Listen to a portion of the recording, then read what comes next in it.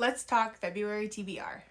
I try to read various different categories throughout the month. So starting off with my thriller category, I have Lock Every Door by Riley Sager. I've made it a personal goal of mine to read at least one of his books every month.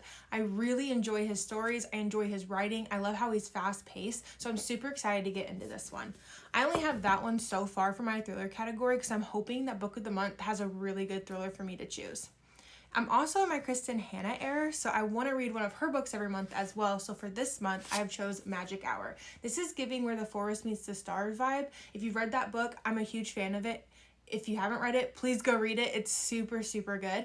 So I'm really hoping I enjoy this one because so far I've read historical fiction and women's fiction by her, and this seems a little more mystery type. So I'm really hoping that it is a little bit different and it does kind of hit that mystery side of things. And for my historical fiction pick for this month and like cozy winter, I have Frozen River.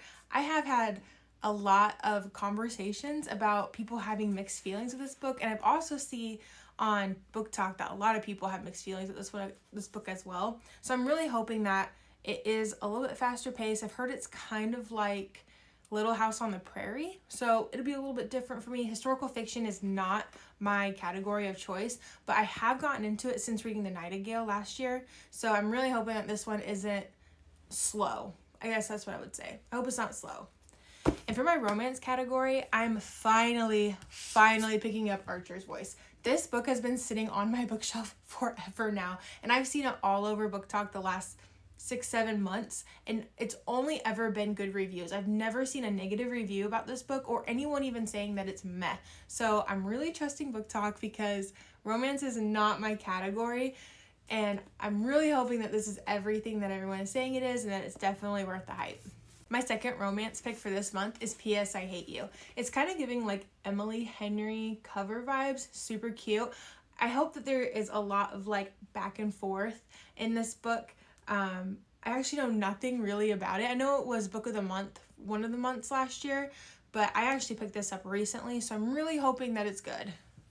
For my fantasy category, I have 2 books this month. I really want to read Once Upon a Broken Heart. I read Caraval, but I did not read the other 2 books in that series, and I know they all like intertwine. And for me, I did enjoy Caraval, but if this one is better, like everyone is saying this series is better, I'm probably just going to pick this one up, read it all the way through, and then go back to Caraval. Huge shout out to Freya, I think that's how you say her name, for telling me that before I read Six of Crows, I need to pick up Shadow and Bone. She was explaining that it's the same world, and Shadow and Bone does a way better job of setting up the world and explaining the world, where Six of Crows just jumps right into it. So before I jump into Six of Crows, which has been on my TBR for probably way too long at this point, I'm going to try the Shadow and Bone series.